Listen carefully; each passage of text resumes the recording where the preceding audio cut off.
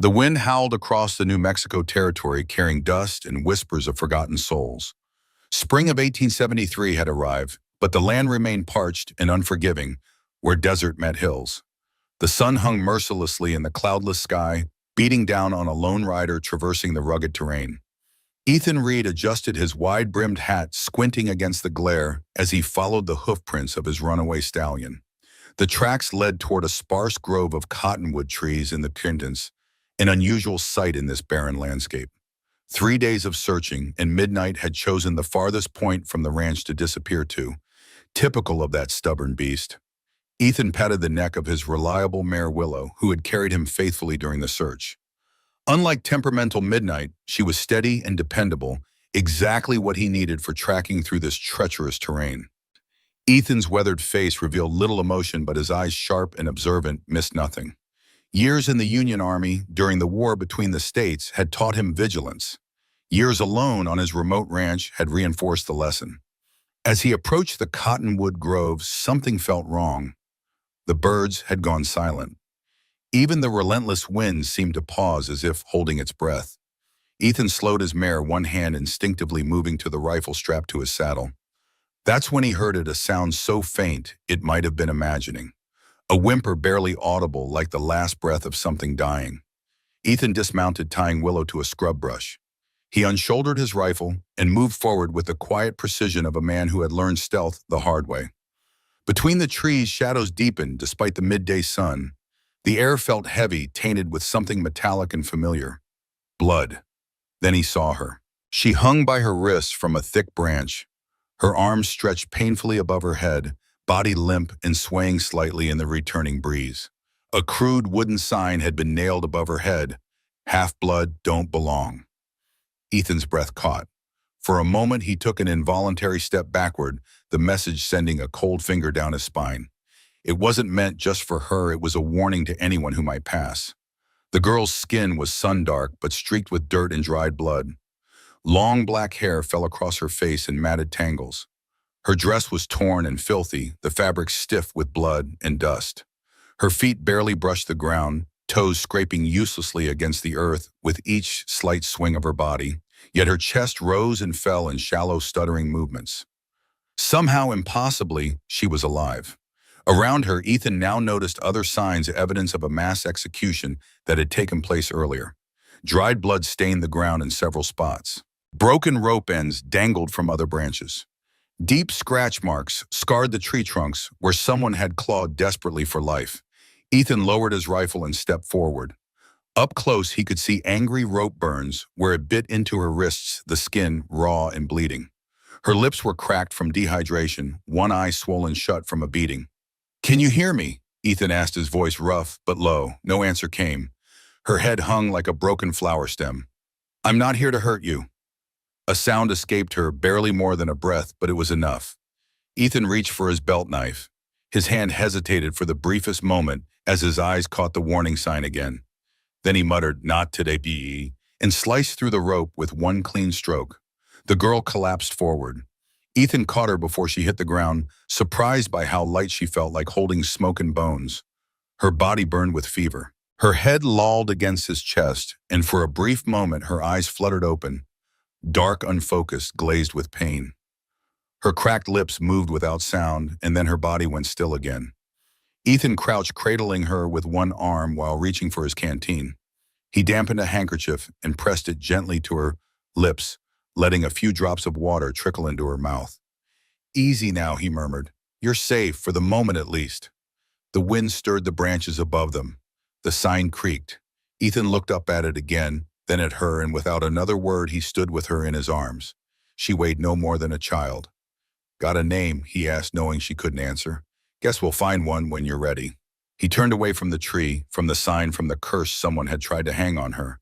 His boots crunched over dry leaves as he carried her back toward his horse. Behind him, the sign continued to swing in the wind, but the girl was no longer beneath it. Ethan's ranch sat nestled in a dry ravine miles from the nearest town. The modest cabin and barn stood alone in the vast emptiness, broken only by sagebrush and rock formations. The sun was beginning its descent when he rode in, the girl secured sideways before him in the saddle. He carried her inside, gently placing her on his narrow cot. The cabin was sparse but clean. A table, two chairs, a small stove, shelves stocked with essentials. The discipline of a solitary man who needed little. Ethan worked methodically, heating water on the stove, gathering clean cloths, and the few medical supplies he kept. He had tended field wounds during the war. This wasn't so different except for the way his hands seemed to move more carefully around her broken form. He cleaned her wounds with gentle persistence, starting with her face, wiping away dirt and blood to reveal high cheekbones and strong features beneath the bruising. He cut away the rope from her wrists, wincing at the deep furrows they had carved into her flesh. When he needed to remove her tattered dress to tend to other wounds, he draped a clean blanket over her, exposing only what was necessary to treat. Through it all, she remained unconscious, though sometimes she would moan or her body would tense when he touched a particularly painful spot. Her breathing was shallow, and the fever burned hot beneath her skin. "You're a fighter," Ethan said quietly as he wrapped her wrists in clean bandages. Wouldn't still be breathing otherwise. Night fell completely. Ethan lit an oil lamp and placed it far enough from the bed to avoid disturbing her sleep. He made a simple broth from dried meat and herbs, leaving it to simmer on the stove. Then he dragged the old wooden chair next to the cot and sat down, rifle across his lap. He didn't expect to sleep, but weariness overcame him sometime in the early morning hours. He woke with a start to the sound of movement. The girl was thrashing in the bed, caught in the grip of fever dreams. Words tumbled from her lips, a language he didn't understand, but the fear in her voice needed no translation. Ethan dampened a fresh cloth and placed it on her forehead. "You're safe," he said again, though he doubted she could hear him. "No one's going to hurt you here." As if his voice had reached through her delirium, she gradually calmed, her breathing becoming more regular. Ethan remained beside her until dawn painted the eastern sky with pale light. For 3 days, the fever held her in its grip. Ethan tended to her with quiet persistence, coaxing water and broth between her lips when she was semi-conscious, changing bandages, and cooling her burning skin with damp cloths. On the morning of the 4th day, Ethan was at the stove when he felt the weight of a gaze upon his back. He turned slowly to find her watching him, both eyes now open. The swelling had receded, though dark bruises still circled one eye. But it was the alertness in her gaze that struck him sharp, assessing and deeply wary. "You're awake," he said, stating the obvious. She didn't reply, just tracked his movements as he approached, her body tensing beneath the blanket. Ethan stopped a respectful distance from the bed. "I found you in the cottonwood grove, brought you here to my ranch. You've been out with fever for 3 days. Still she remained silent, but her eyes flicked to the door, then the window, measuring distances, exits. "You're not a prisoner," Ethan said, recognizing the calculation in her gaze. "But you're in no condition to leave, not yet." He poured water into a tin cup and placed it on the small table beside the bed, then stepped back. "I'll be outside tending to the horses. Call if you need anything." Ethan left the cabin, giving her space. Through the window, he watched as she struggled to sit up, every movement clearly painful. But she managed it, reaching for the cup with trembling hands. She sniffed the water suspiciously before drinking it in desperate gulps. Outside, Ethan went about his chores, keeping the cabin in his peripheral vision. He wasn't surprised when an hour later he spotted movement at the door. The girl stood in the doorway, clinging to the frame for support, wrapped in the blanket he'd covered her with. She looked like she might collapse at any moment, but determination shone in her dark eyes. Ethan continued brushing down his mare, pretending not to notice her scrutiny. Let her look, let her decide for herself if he was a threat. Words wouldn't convince her either way. When he finally glanced up again, she had retreated inside. By the time he returned to the cabin, she was back on the cot, eyes closed, though he doubted she was truly sleeping. That night, she refused the stew he offered, watching him eat his portion first, before tentatively accepting the bowl. She ate like someone who expected the food to be snatched away at any moment, quick, furtive bites, eyes constantly moving between Ethan and the door. "I don't know what happened to you beyond what I saw," Ethan said as he collected her empty bowl. "And you don't need to tell me, but you're welcome to stay until you're healed." For the first time, she spoke, her voice a dry whisper. "Why?" The single word seemed to cost her greatly. Ethan considered his answer carefully. "Because leaving you hanging there wasn't something I could live with," he finally said. "The rest is just following through." She regarded him with those searching eyes for a long moment before giving a barely perceptible nod. Then she turned her face to the wall, ending the conversation. Ethan made his bed on the floor near the door, as he had the previous nights. Before extinguishing the lamp, he noticed her watching him again, confusion evident in her expression. He realized she had expected him to claim some payment for his help, to take advantage of her vulnerability. "Sleep well," he said simply, then blew out the flame. In the darkness, he heard her breathing, still shallow from pain, but steadier now. It was a long time before it evened out into sleep. A week passed, and the girl grew stronger. She began to move around the cabin, though still weak and guarded. She rarely spoke, but Ethan noticed her listening intently whenever he did. She watched his hands, his eyes, the way he moved, constantly assessing. One morning, Ethan returned from checking his property boundaries to find her standing at the stove stirring a pot of porridge. She had found one of his old shirts and wore it belted over her tattered dress, the sleeves rolled up multiple times to free her hands. "You didn't need to do that," Ethan said. "I eat, I work." Her English was accented but clear. Ethan nodded, respecting her desire to contribute. Fair enough. That evening, as they sat in the lengthening shadows outside the cabin, the distant sound of horses broke the silence. Ethan stood immediately, scanning the horizon. 3 riders approached from the direction of town, still small against the vast landscape. "Inside," Ethan said quietly, "and stay there." The girl's eyes widened with fear, but she moved quickly, disappearing into the cabin.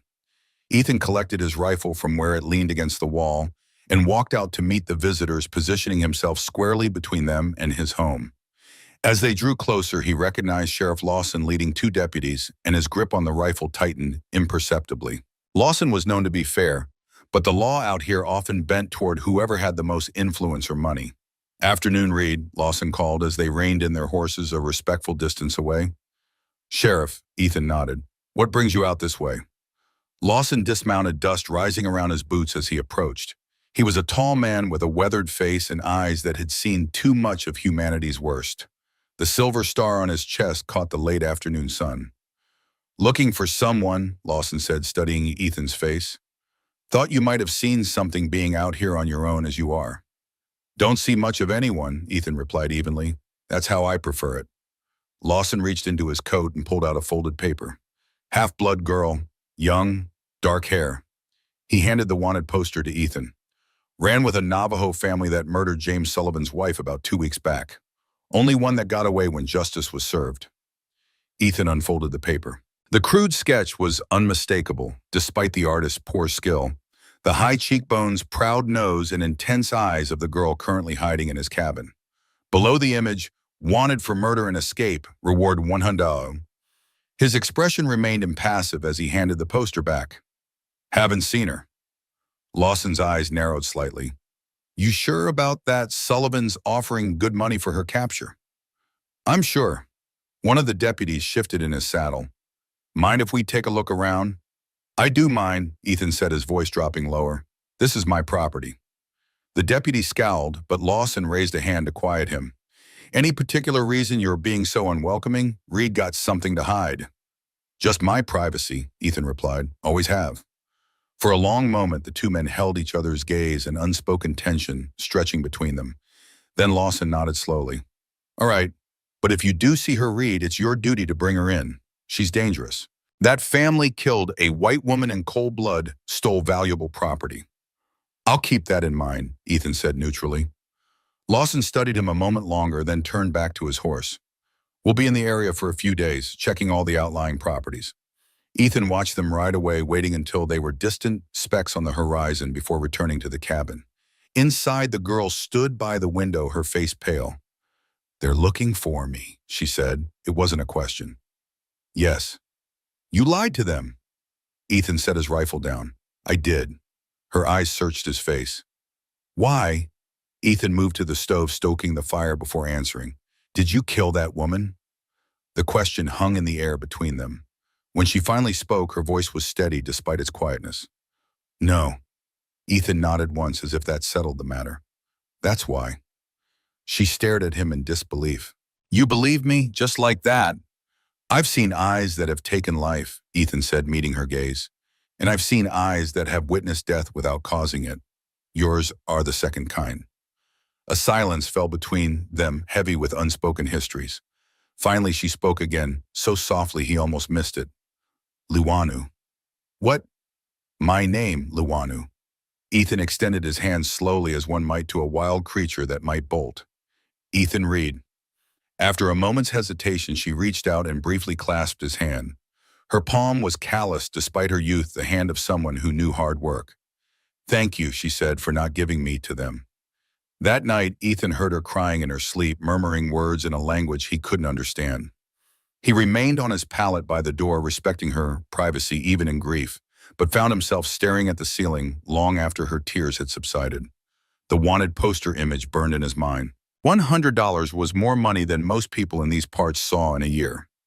There would be others looking for her, men less concerned with justice than with reward money. The decision he'd made today hadn't just been about believing her innocence. It was a choice that would have consequences, perhaps dangerous ones. Yet as he listened to her breathing even out into exhausted sleep, Ethan couldn't bring himself to regret it. As the days passed, an uneasy routine developed. Liwanu's strength returned gradually. She helped with chores around the ranch, feeding chickens, gathering eggs, tending the small garden patch where Ethan grew beans and squash with precious water hauled from the creek a mile away. She still spoke rarely, but Ethan noticed how she watched everything, learning the rhythm of ranch life. Sometimes he would catch her staring at the horizon with longing, but she made no attempt to leave. Whether from continued weakness or having nowhere else to go, he couldn't tell. One evening, Ethan returned from checking his boundary markers to find more had been moved the third time in as many months. Land disputes were common in the territory, but recently they had increased as white settlers pushed further into traditional native lands. His property sat on contested ground, valuable for its rare access to water in the dry months. He found Liwanu sitting outside watching the sunset paint the desert in fiery hues. Without preamble, he asked, "Can you ride?" She looked up, startled by the question. "Yes, since I was small." "Good. Tomorrow I need to go into town for supplies. You'll stay here, but if trouble comes, there's a horse in the corral you can use." He pointed to the old paint mare. "She's gentle but strong. Head south toward the mountains if you need to run." Liwanu studied him. "You think they will come back, the men looking for me?" "Maybe." Ethan sat beside her on the rough-hewn bench. "But I'm more concerned about others. James Sullivan is an important man around here. Owns the biggest ranch in the county, has influence with territorial officials." "And wants me dead," she added quietly. "Yes." They sat in silence as darkness gathered around them. Finally, Liwanu spoke, her voice barely audible above the evening wind. "My family didn't kill his wife." Ethan waited, giving her space to continue or not as she chose. "Rebecca Sullivan was different from the other settlers." Liwanu's eyes remained fixed on the darkening horizon. "She would bring medicines, trade fairly. I think she understood what it was to be trapped." Liwanu touched her own cheek. The marks she carried told their own story, though she always claimed to have fallen. "What happened the night she died?" Ethan asked gently. Liwanu's voice grew hollow. "There was more than just accusations of murder. Sullivan claimed we stole something valuable, papers, I think. Something that threatened him." Her hands clenched into fists. "That's why they didn't just kill us outright. They wanted information first."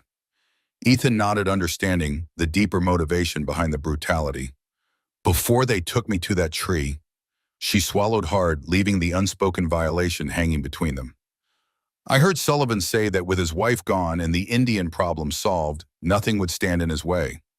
"Stand in his way of what?" Ethan asked. "Control of the water," Liwanu replied. "In this land, that's true power, more valuable than any silver or gold." "But they didn't." "No." She finally looked at him, her eyes reflecting the last crimson light of day. "You came." That night, Liwanu dreamed of fire and screams of hands that hurt and eyes that hated. She woke with a strangled cry, body drenched in sweat despite the night's chill. Ethan was instantly awake, sitting up on his pallet across the room. "Liwanu." I am fine," she managed, though her voice shook. Ethan lit the lamp, its soft glow revealing her haunted expression. Without speaking, he moved to the stove and put water on to boil. Soon he handed her a cup of herbal tea, a mixture of chamomile and mint he sometimes used for sleepless nights. "It helps," he said simply. She accepted the cup, their fingers briefly touching in the exchange. The contact was fleeting, but somehow anchoring. They sat in silence, Ethan on the edge of the chair beside her, caught Liwanu, with her knees drawn up beneath the blanket. "Do you believe me?" she finally asked. "About what happened?" Ethan considered her question carefully before answering. "I believe Sullivan is capable of killing his wife and blaming others. I've seen men like him before." Liwanu's hands tightened around the cup. "My father always said we must be careful around white settlements. That even when they smile, some carry darkness in their hearts." "He wasn't wrong," Ethan acknowledged, "but it's not the color of a man's skin that determines the shadow in his soul." She studied him over the rim of her cup. "Why did you help me? Most white men would have left me there, or worse." Ethan's eyes took on a distant look, as if seeing something far beyond the cabin walls. "I've seen enough death to last several lifetimes. Caused enough of it, too, during the war." He absently rubbed the scar on his left forearm, a permanent reminder of a rebel bayonet. "When I found you, I had a choice. To walk away or to cut that rope. It wasn't much of a choice at all." Liwanu nodded slowly, understanding more than he had said aloud. They finished their tea in companionable silence, the shared darkness somehow less oppressive than before. The next morning, Ethan prepared for his trip to town. He loaded his rifle and checked his revolver before securing it in his holster. "I should be back by sundown," he told Liwanu. "Stay inside away from the windows. If anyone comes, hide in the root cellar." He pointed to the trap door partially hidden beneath a rug in the corner. "I understand," she said, watching him gather his saddlebags. Ethan hesitated at the door. "Liwanu, if I don't return by morning, take the mare and go. Don't wait." Her eyes widened slightly, but she nodded. "Be careful." The ride into town took nearly 3 hours under the relentless sun. Parsons Creek was little more than a dusty main street lined with false-fronted buildings, a general store saloon, small hotel sheriff's office, and a scattering of other businesses catering to the needs of ranchers and travelers. Ethan tied his horse outside the general store, senses alert, as he surveyed the street.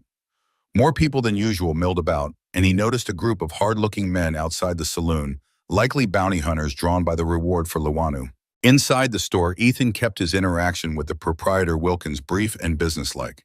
He purchased only what was necessary: flour, coffee, salt, ammunition, aware of the curious eyes on him.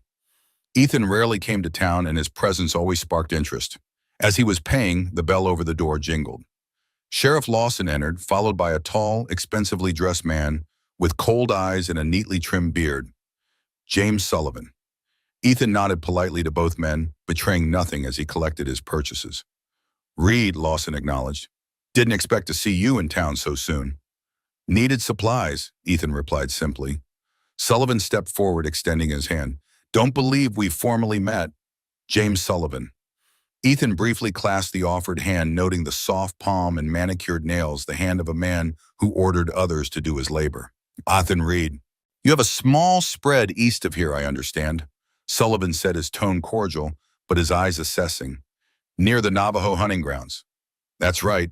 Sullivan smiled, though it didn't reach his eyes. "I might be interested in discussing that property with you sometime. I've been acquiring parcels in that area. Could make you a generous offer." "Not interested in selling," Ethan said flatly. "Everyone has a price, Mr. Reed," Sullivan replied, his smile thinning, "and that land will be more valuable once the Indian problem is resolved permanently." Ethan felt a cold anger settle in his gut, but kept his expression neutral. "If you'll excuse me, I have a long ride back." As he moved toward the door, Sullivan called after him. "One more thing, Reed. You seen any sign of a half-breed girl out your way? Dangerous savage? Killed my wife." Ethan turned slowly. No sign of anyone." Sullivan studied him for a long moment, then nodded. "If you do, there's $100 for her capture. Dead or alive, though preferably alive. I have questions for her." The way he said it made Ethan's skin crawl. "I'll keep watch," he said evenly. Outside, Ethan secured his purchases to his saddle, mind racing. The encounter with Sullivan had confirmed his suspicions. The man was dangerous, calculating, and fixated on finding Liwanu. And now he was interested in Ethan's land as well, which couldn't be a coincidence. As he mounted his horse, Ethan noticed one of the men from the saloon watching him intently, a rough-looking character with a long scar across his chin and a bounty hunter's determined gaze.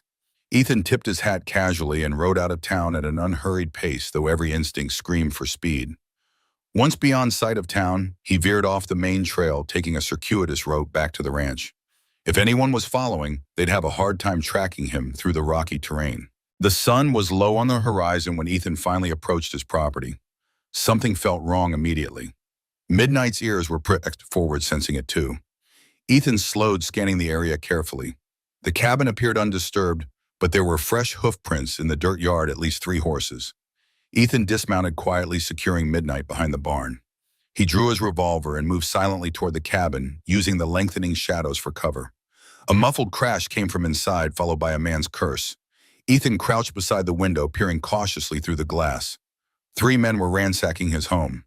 The scarred man from town directed the other 2 as they overturned furniture and tore up floorboards. Of Luanu, there was no sign either she'd escaped or was hiding in the root cellar as he'd instructed. Ethan moved to the back of the cabin, where a small window overlooked the garden patch. If the root cellar trapdoor had been discovered, he'd see evidence of it from this angle. What he saw instead froze his blood. Luanu was being held at knife point by a 4th man, her arms pinned behind her back, a filthy hand clamped over her mouth. The man was dragging her toward the barn and away from his companions inside. Ethan didn't hesitate. He rounded the corner silently and pressed his revolver to the back of the man's head. "Let her go," he said, his voice deadly quiet. The man stiffened but maintained his grip on Luanu. "Drop your gun, or I'll open her throat." Ethan cocked the hammer. "You'll be dead before your knife moves an inch." A tense silence followed, broken only by Luanu's muffled breathing.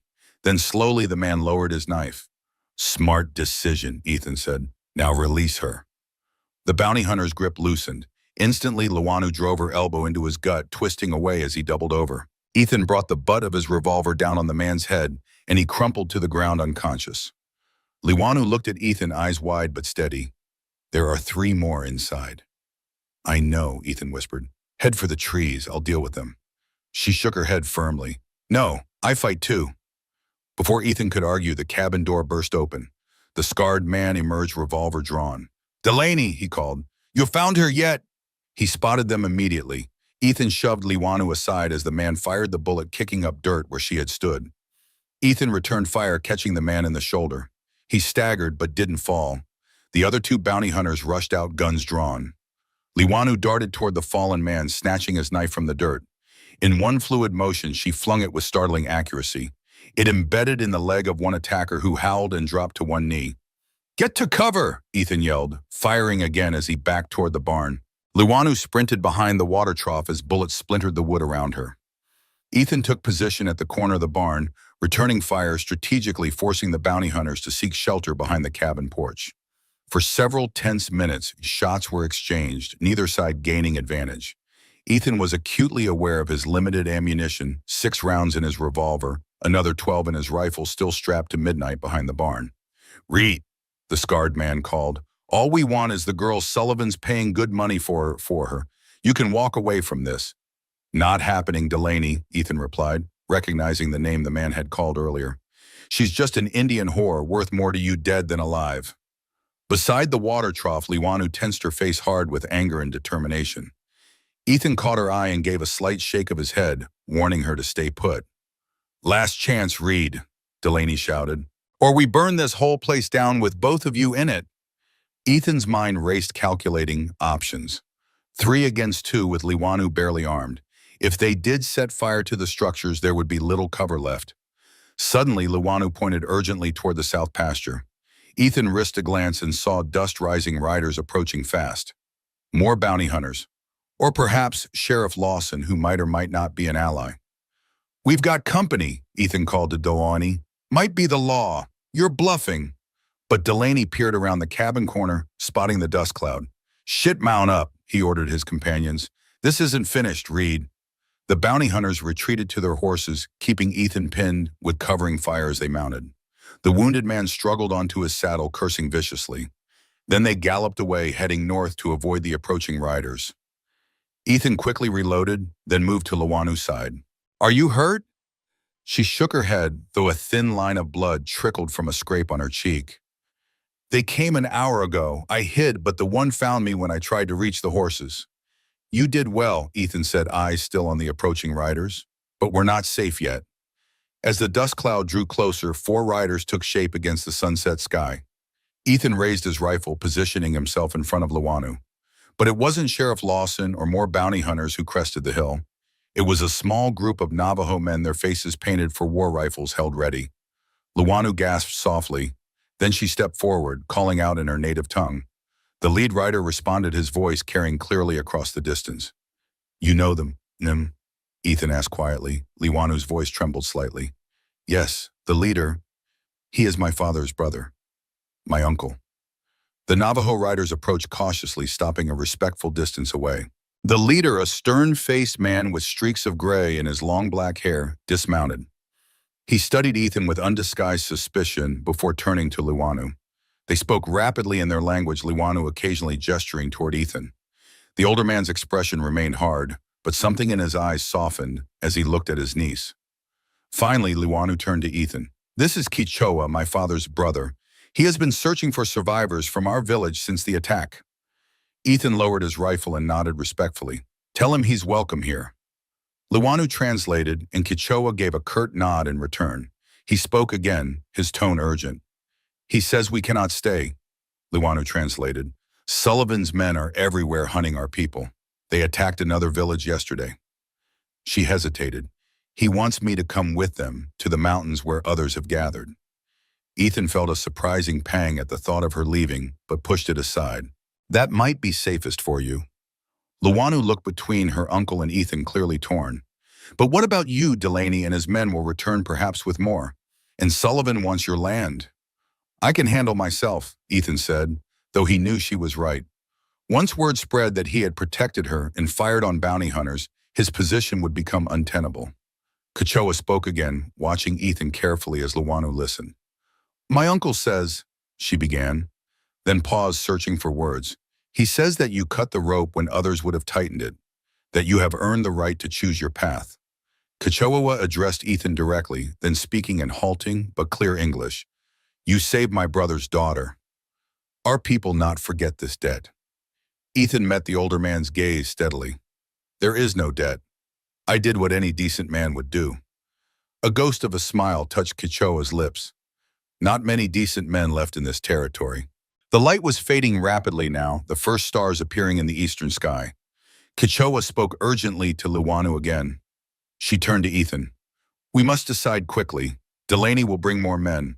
My uncle offers you shelter with our people if you wish to come." Ethan looked at his small ranch, the cabin he had built with his own hands, the land he had worked for 5 years since coming west after the war. Everything he owned was here, and yet he realized with sudden clarity there was nothing here he couldn't leave behind. "I'll need a few minutes to gather some things," he said. Luanu's relief was visible. She spoke quickly to Kichoa, who nodded and returned to his men to prepare. Inside the ransacked cabin, Ethan worked efficiently, gathering ammunition, his few valuable possessions, and essential supplies. He found Luanu in the bedroom holding something in her hands, a small framed photograph of a woman with gentle eyes and a quiet smile. "Your wife?" she asked softly. Ethan nodded, taking the photograph and carefully wrapping it in cloth before placing it in his saddlebag. "Sarah. She died of fever 5 years ago, just before I came west. I'm sorry." "So am I." Ethan secured the last of his belongings. "Ready." Outside, Kichoa and his men had already mounted, waiting impatiently. Ethan saddled Midnight in the paint mare for Luanu, securing his rifle and the bulging saddlebags. As they prepared to ride out, Ethan took one last look at his home. In the gathering darkness, it looked smaller, somehow more fragile than he remembered. "We can find another way," Luanu said, watching his face. "You don't have to leave your home." Ethan turned to her, seeing the genuine concern in her eyes. "A home is more than walls and land," he said. "I learned that when Sarah died." Kichoa called out, gesturing urgently to the north. In the distance, pinpricks of light could be seen, torches moving in their direction. "It's time to go," Ethan said, mounting Midnight with practiced ease. Together with the Navajo riders, they headed south toward the mountains, leaving the ranch behind. The night wind carried the distant shouts of men and the flickering glow of approaching torches, but Ethan didn't look back again. Beside him, Luanu rode with her head high, her profile sharp against the star-filled sky. She had survived being strung up on that tree, had endured loss and pain that would have broken many. Yet here she was, still fighting, still alive. Ethan felt something stir within him, a sense of purpose he had thought died with Sarah. Whatever came next, whatever dangers awaited them in the mountains or beyond, he knew with certainty that cutting that rope had been the right choice. The mountain path twisted upward through pine and juniper, a narrow trail barely visible in the pre-dawn light. For 3 days they had traveled by night and hidden during daylight hours, avoiding the main trails where Sullivan's men might be searching. Ethan's muscles ached from the unfamiliar rhythm of continuous riding and brief rest, but he kept pace with the Navajo riders who moved like shadows across the landscape. Beside him, Lawanu rode with remarkable endurance for someone who had been near death only weeks before. The paint mare followed Midnight's lead, picking her way carefully over the rocky terrain. Occasionally, Lawanu would exchange quiet words with her uncle, who rode point, their native language flowing between them like water over stones. As the first golden light touched the eastern horizon, Kichova raised his hand, signaling a halt. They had reached a natural overlook, the valley spread below them like a vast dusty tapestry. In the far distance, thin wisps of smoke rose from Parsons Creek, barely visible against the brightening sky. "We rest here," Kichowa announced, dismounting. "Not far now to our camp." The men established a small perimeter while Ethan and Lawanu tended to the horses. They worked in comfortable silence, their movements falling into an easy rhythm developed over their weeks together at the ranch. "Your uncle's men are good trackers," Ethan observed quietly. "We've covered difficult ground, but they never hesitated on the path." Lawanu nodded. "The mountains speak to those who know how to listen. My father taught me to read the stones and trees from when I could first walk." Her voice softened at the mention of her father. "He said the land remembers those who respect it." Ethan studied her profile as she brushed down her mare. The bruises on her face had faded to yellowing shadows, and she moved with increasing strength. Yet there was a weight to her silence now, a heaviness that came with returning to her people and facing what had happened. "Are you all right?" he asked. Luanu's hand stilled on the mare's flank. For a long moment she didn't answer. Then she turned to him, her dark eyes reflecting the rising sun. "I don't know what I am," she admitted quietly. "The last time I saw my people, they were dying. My mother, my father, my brothers, everyone I loved. And I survived." Her voice caught. "Sometimes in the dark, I wonder why." Ethan understood survivor's guilt all too well. He had watched too many good men fall during the war while he somehow kept breathing. "There's no answer that satisfies," he said. "Honestly, you live because you live. What matters is what you do with the time that's given." She considered his words and gave a slight nod. "My uncle says something similar. He says I survived to bear witness, to tell our story." "That's one reason," Ethan agreed, "but not the only one." Before Lawanu could respond, Kichowa approached, his expression grave. He spoke rapidly to his niece, occasionally glancing toward Ethan. "What is it?" Ethan asked when they finished. "One of the scouts has reported riders following our trail," Lawanu translated. "At least 6 men well armed. They are still far behind, but moving fast." Ethan's hand moved instinctively to his rifle. "Sullivan's men," Kichowa nodded grimly. "Sullivan, Delaney." He held up 6 fingers, then drew them across his throat in a universal gesture. "Bounty hunters," Ethan muttered. "They're persistent." "More than bounty hunters," Lawanu said, her expression troubled. "My uncle says Sullivan leads them himself." That was unusual. Men like Sullivan typically sent others to do their dirty work. For him to personally join the hunt meant this was more than just capturing an escaped murderer. This was personal. "We need to move," Ethan said. "How far to your camp?" Kichowa pointed to a distant ridge. "There, hidden valley. Many defenders." They mounted quickly, abandoning the rest period in favor of reaching the safety of the Navajo camp. As they rode, Ethan noticed Kichowa dispatching 2 of his men back down the trail, presumably to delay their pursuers. The sun climbed higher, beating down on them as they ascended further into the mountains. The terrain grew increasingly rugged, with sheer cliffs rising on one side of the trail and steep drop-offs on the other. Perfect territory for an ambush, Ethan realized, either by them or against them. Around midday, they heard the distant crack of rifle fire echoing through the canyons. Everyone tensed, hands moving to weapons. "The scouts," Lawanu said, her face tight with concern. Kichowa barked orders, and they increased their pace, pushing the tired horses as much as the treacherous trail would allow. Ethan kept Midnight close behind Lawanu's mare, constantly scanning the ridgelines above them. They rounded a sharp bend in the trail, and suddenly the path ahead was blocked. A massive pine had fallen, or been felled across the narrow passage, its branches creating an impassable barrier. Kechoa raised his hands sharply, halting the group. The silence that followed was unnatural.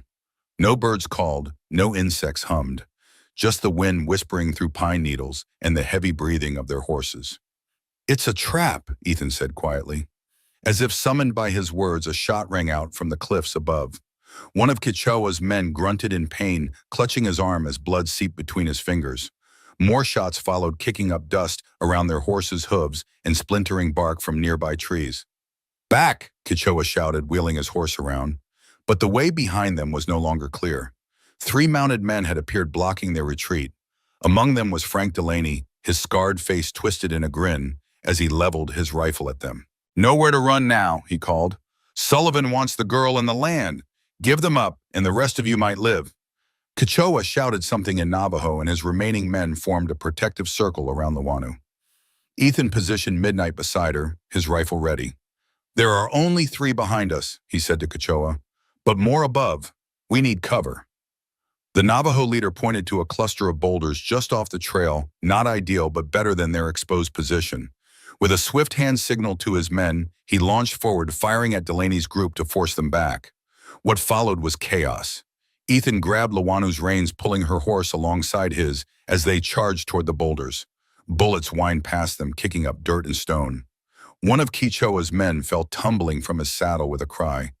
They reached the boulders and dismounted quickly, sending the horses scrambling further up a small game trail to safety. Pressed against the rocks, they returned fire at their attackers, who had also taken cover along the trail. "How many do you see?" Ethan asked, reloading his rifle. "I count 7, maybe 8, Kechoa replied, in his limited English blood trickling from a graze on his cheek.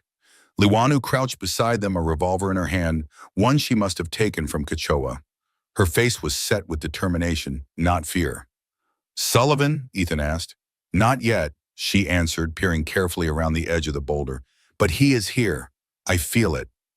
A voice called from further up the trail, cultured and commanding, distinctly different from Delaney's rough tones. "Miss Luanu, I know you can hear me. This bloodshed is unnecessary. I only wish to speak with you about a matter of property." "Sullivan." Ethan exchanged a glance with Kechoa, who spat on the ground contemptuously. "He lies," the Navajo leader growled. "Of course he does," Ethan agreed, checking his ammunition. They were outnumbered and outgunned with limited cover. Their position was untenable. Luanu's face had gone very still, her eyes burning with a cold fire. "He wants to speak to me. Then I will speak to him." Before either man could stop her, she called out, "What property, Sullivan? The wife you murdered or the land you stole?" A tense silence followed her accusation. Then Sullivan's voice returned, harder now. "Brave words from a half-breed murderer. Your savage family killed my Rebecca, and you'll hang for it. But first you'll tell me where the map is." Ethan glanced at Luanu. "Map." Her expression flickered with surprise, then understanding. "The water source," she whispered. "My father knew of a hidden spring in the mountains, pure water that flows year-round. Sullivan must have learned of it somehow." "Is it real?" Ethan asked. "Yes. My father showed me once when I was small. Whoever controls that water controls the whole valley." Another volley of gunfire interrupted them, bullets ricocheting off the boulders. One of Kechoa's men returned fire, striking a bounty hunter who had ventured too close. The man fell with a cry, clutching his leg. "We need a plan," Ethan said. "We're pinned down here." Kechoa's eyes narrowed as he scanned their surroundings. He spoke rapidly to Luanu in Navajo, pointing to a narrow crevice partly hidden by brush near the base of the cliff. "A hidden path," she translated. "It leads to the backside of the ridge. If we can reach it, we might circle behind them." "Good," Ethan nodded. "But we need a distraction." Kechoa didn't hesitate. He removed his ammunition belt and handed it to Ethan along with his knife.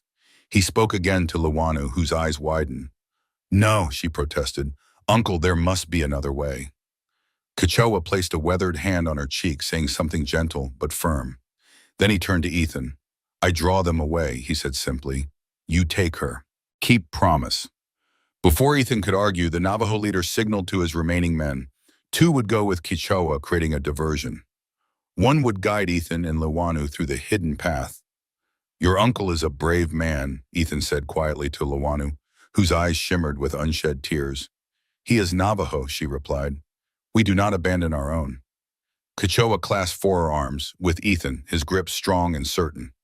My brother's daughter, he said. Protect. With my life, Ethan promised. With a final nod, Kechoa moved to the edge of their cover, preparing for the diversion. He spoke to his men who checked their weapons grimly. Ready, he asked. Ethan positioned himself beside Liwanu and the remaining guide. Ready. Kechoa let out a war cry that echoed through the canyon, then charged out from behind the boulders, firing rapidly as he ran toward a different cluster of rocks. His two men followed, creating a chaotic spray of gunfire that immediately drew the attention of Sullivan's forces. Now, Ethan urged, pulling Luanu toward the hidden crevice. Their guide led the way, slipping like a shadow between the brush and rock. The narrow passage was barely wide enough for a person to squeeze through. They moved as quickly as possible, the sounds of gunfire growing more distant as they penetrated deeper into the cliff face. Behind them, Kechoa's diversion continued, punctuated by shouts and the crack of rifles. The crevice opened into a narrow ravine that wound upward along the backside of the ridge. Their guide moved with confidence, though he frequently paused to listen and check for signs of pursuit. After nearly an hour of climbing, they reached a vantage point where they could see the trail far below.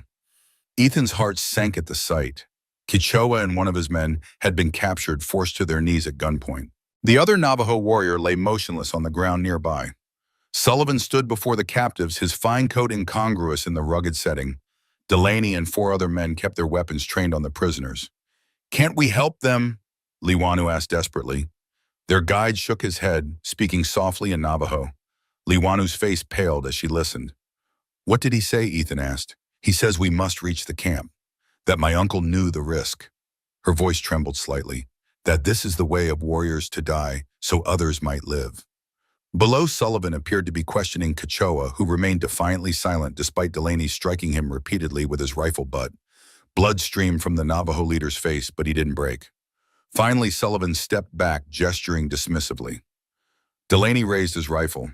Liwanu turned away, but Ethan made himself watch as Kechoa and the other warrior were executed, their bodies left where they fell as Sullivan and his men mounted their horses. They're heading back down the trail, Ethan observed quietly. They must think we escaped ahead to the Navajo camp. Their guide spoke urgently to Liwanu, who nodded. He says we must hurry. Sullivan will gather more men and attack the camp directly. They moved swiftly along the ridge, the guide setting a punishing pace. Liwanu didn't speak again, her face set in a mask of grief and determination. Ethan respected her silence, knowing no words could ease the fresh loss of her uncle. As the sun began its descent toward the western peaks, they finally reached the hidden valley Kechoa had spoken of. Below them lay the Navajo camp, perhaps 30 hide-covered dwellings arranged in a semicircle against a cliff face. A small stream ran through the center of the encampment, and smoke rose from cooking fires. Children played while women worked at various tasks. Men stood guard at strategic points around the perimeter. It was a community that had managed to maintain some semblance of normalcy despite being hunted and displaced, a testament to their resilience. Their guide whistled a signal, and the sentries below looked up, responding with their own calls. Soon they were descending the final slope into the swamp, met by a group of curious but wary Navajo. Questions came rapidly in their native tongue as people recognized Liwanu. She responded with visible effort, her voice breaking when she spoke of Kechoa.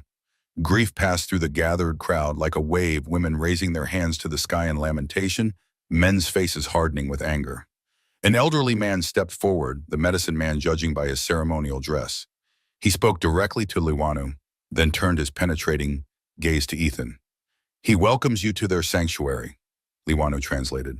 He thanks you for helping the daughter of Running Wolf return to her people. Ethan nodded respectfully to the old man. Tell him I'm sorry about Kechoa. After Liwanu translated, the medicine man replied at length, his weathered hands gesturing toward the mountains.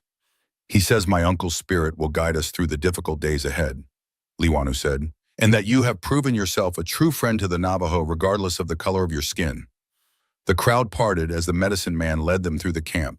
People reached out to touch Liwanu gently as she bowed past a squeeze of the hand, a brush of fingers against her arm, silent gestures of welcome and condolence. They were brought to a dwelling near the central fire. Inside, furs and blankets had been arranged for comfort, and a small fire burned in a central pit, venting through a hole in the roof. "You will rest here," the medicine man said through Liwanu. "Food will come soon. Then we will talk of what must be done." Left alone, Ethan set down his rifle and saddlebags, every muscle aching from the grueling journey.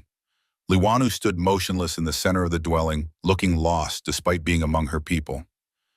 "Liwanu," Ethan said gently, "sit. You need rest." She shook her head, her hands clenched at her sides. "I brought death to them. First my family, then my uncle. Sullivan won't stop. He'll come here next, and more will die because of me." "This isn't your doing," Ethan replied firmly. "The blame lies with Sullivan and men like him. Your uncle knew the risks, and he chose to stand against evil. That's not your burden to carry." Liwanu finally met his eyes, her own shining with unshed tears. "Then whose burden is it? My father is gone. My uncle is gone. Who will stand for our people now?" "You will," Ethan said without hesitation, "and you won't stand alone." Something shifted in her expression, a recognition of what he was offering. Not just protection or assistance, but partnership in the fight ahead. Before she could respond, the entrance flap was pushed aside and two women entered, carrying food and water. They spoke gently to Liwanu as they set down the provisions. One of them, an older woman with a kind face lined by years of sun and hardship, embraced Liwanu tightly, murmuring something that made the younger woman finally release her tears. After the women left, Liwanu wiped her eyes and sat cross-legged by the fire. "That was my mother's cousin," she explained. "She thought I had died with the others." They ate in silence, simple fare of cornmeal cakes and dried meat, but nourishing after their long journey. As they finished, a young boy appeared at the entrance, summoning them to the council fire. Outside, night had fallen. The camp was illuminated by a large central fire around which the elders of the tribe had gathered, along with several warriors. The medicine man gestured for them to join the circle. What followed was a council, conducted mostly in Navajo, with Liwanu occasionally translating the key points for Ethan. The situation was dire. Sullivan's attacks on Navajo settlements had increased in recent weeks, with several smaller camps destroyed. The territorial government turned a blind eye, considering it a solution to the Indian problem. This hidden valley was one of the last safe havens, but even here they could not remain indefinitely. "They ask about the water source," Liwanu said quietly to Ethan, "the one my father knew of. If we could secure it, establish a permanent settlement there." "Would Sullivan know where it is?" Ethan asked. Liwanu shook her head. "Not exactly. My father never revealed its location, not even under torture. But Sullivan knows it exists and that I might know where it is." "That's why he wants you alive." "Yes, and why he won't stop hunting me." The medicine man spoke again, looking directly at Ethan as Liwanu translated. "He asks if you understand what it means to stand with us. The white man's law will consider you an enemy for helping Indians. There will be no going back to your old life." Ethan met the old man's gaze steadily. "I left my old life behind when I cut Liwanu down from that tree. Tell him I understand the consequences of my choice." After she translated, the elders nodded approvingly. The medicine man reached into a pouch at his waist and withdrew something wrapped in soft leather. He handed it to Liwanu, speaking solemnly. She unwrapped the object, carefully revealing a small, flat stone covered with etched symbols and lines. Her fingers traced the markings reverently. "My father's map stone," she whispered. "I thought it was lost in the attack." "What is it?" Ethan asked. "A guide to the sacred water. My father gave it to the medicine man for safekeeping before—" She swallowed hard. "Before Sullivan came." The medicine man spoke again, at length. Liwanu listened intently, occasionally nodding. "He says the water source must be protected at all costs," she finally translated. "That it is not just water for drinking, but a sacred place of healing. The journey there is dangerous, especially now with Sullivan's men searching the mountains." "But we must try," Ethan concluded. "Yes, at dawn we will leave with two guides who know the first part of the path.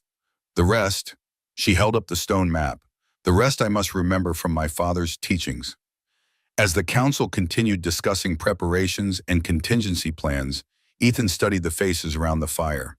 These were people fighting for their very existence, pushed to the edge of extinction by the relentless tide of white expansion. Yet there was dignity in their resistance, a quiet strength that refused to be broken. Later, as they returned to their dwelling, the night air had grown cold. Inside, the small fire had been built up and additional blankets laid out. Liwanu sat by the fire, the stone map in her hands, lost in thought. Ethan busied himself checking and cleaning his weapons, preparing for the journey ahead. "Ethan," she finally said, breaking the long silence, "I never asked why you came west after the war, after your wife died." The question surprised him. He set his rifle aside, considering his answer. "I needed space, distance from memories. The war changed everything, changed me. And when Sarah died, there was nothing left to hold me in place. Do you think you found what you were looking for out here?" Ethan stared into the flames, remembering the solitary years on his small ranch. "Not until recently," he admitted. Their eyes met across the fire, an unspoken understanding passing between them. Luanu set the stone map carefully aside and moved to sit beside him. Without words, she placed her hand on her chest over her heart, then reached out to place it against his chest, the same gesture she had made that night on his porch under the stars. This time, Ethan covered her hand with his own, feeling the steady beat of his heart beneath her palm. It was not a declaration of love. It was too soon, their circumstances too precarious for such sentiments. But it was an acknowledgement of connection of two souls, recognizing something kindred in each other. "In my language," Luwanu said softly, "there is a word, hajo. It means beauty, harmony, balance.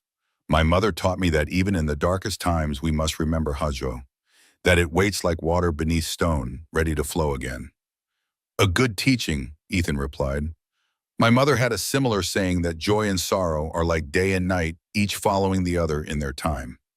They sat together in companionable silence until the fire burned low. Finally, Liwanu moved to her sleeping furs, the stone map tucked safely beside her.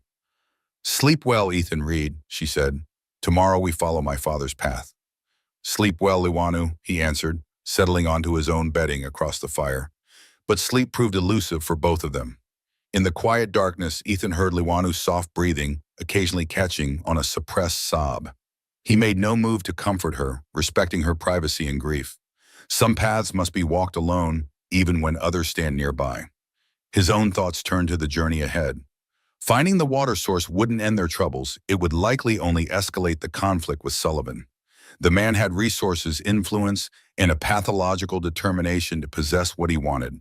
And now he would add personal vengeance to his motivations after Kechoa's defiance. Dawn was approaching when Ethan finally drifted into a light sleep, hand resting on his revolver even in slumber. They departed as the first gray light touched the eastern sky, a small party consisting of Ethan, Liwanu, and 2 Navajo guides. The camp had provided them with fresh horses and supplies, while the rest of the tribe began preparations to relocate if necessary. The stone map led them higher into the mountains, following game trails and ancient paths known only to the Navajo. By midday, they had reached a series of high mesas cut by deep canyons, treacherous terrain, where a misstep could mean death. "From here we must go alone," Liwanu told Ethan after conferring with their guides. "The next markers are sacred, known only to my father's bloodline."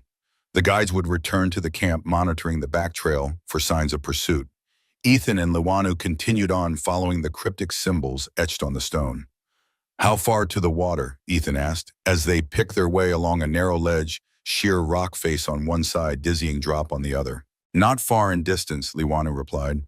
"But the path is difficult. My father said the Creator made it so to protect the sacred water from those with darkness in their hearts." The afternoon brought them to a seemingly impassable cliff face. Liwanu studied the stone map, then the towering rock before them. She dismounted, running her hands along the rough surface, feeling for something invisible to the eye. "Here," she finally said, pushing against a particular section of stone. To Ethan's amazement, a portion of the cliff face pivoted slightly, revealing a narrow opening, a natural formation that appeared solid from a distance, but was actually a hidden passage. "The horses cannot come," Liwanu said. "We must continue on foot."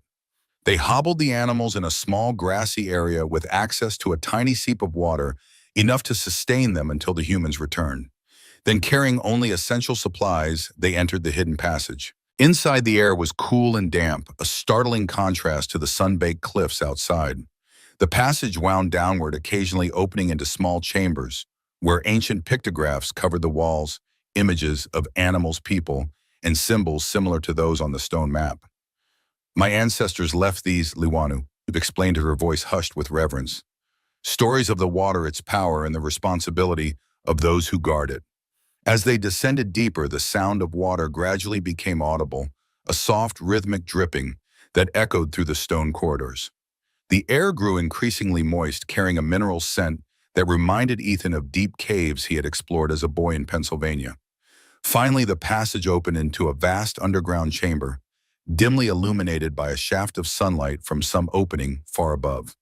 In the center of the chamber was a pool of water so clear it appeared almost luminous, fed by a small waterfall that emerged from the rock wall. The water then disappeared into another opening, presumably flowing underground to emerge elsewhere. The sacred waters, Liwanu said, her voice filled with wonder, just as my father described. Ethan had seen many natural wonders in his travels, but this hidden oasis struck him deeply. The perfect stillness of the pool, the gentle music of falling water, the play of light on stone all combined to create a sense of profound peace. It's beautiful, he acknowledged, and more than beautiful, Liwanu added. The water has healing properties. My father brought me here once when I was very ill as a child. The elders say it is because the water passes through special stones deep in the mountain. She knelt at the edge of the pool, cupping her hands to drink. Ethan followed suit, finding the water incredibly sweet and pure, with a slight mineral tang that was not unpleasant. They refilled their canteens. Then Liwanu led him around the perimeter of the chamber, pointing out other features. Small side passages, ancient tools left by previous guardians, niches where ceremonial items had once been stored. This place could sustain many people, Ethan observed. With the water source secure, a settlement could thrive even if isolated. Yes, that is why it must be protected. Liwanu ran her hand along one of the stone walls.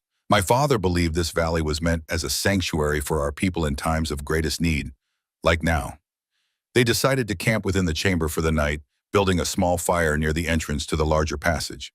As they ate a simple meal, Ethan considered their next steps. Even if we bring your people here, Sullivan won't stop searching, he said. We need a more permanent solution to the problem he represents. Liwanu nodded soberly. I have been thinking about this too. There are rumors that the territorial governor is coming to inspect the new silver mines next month. Perhaps if we could bring evidence of Sullivan's crimes directly to him. It's possible, Ethan agreed, though men like Sullivan often have political connections.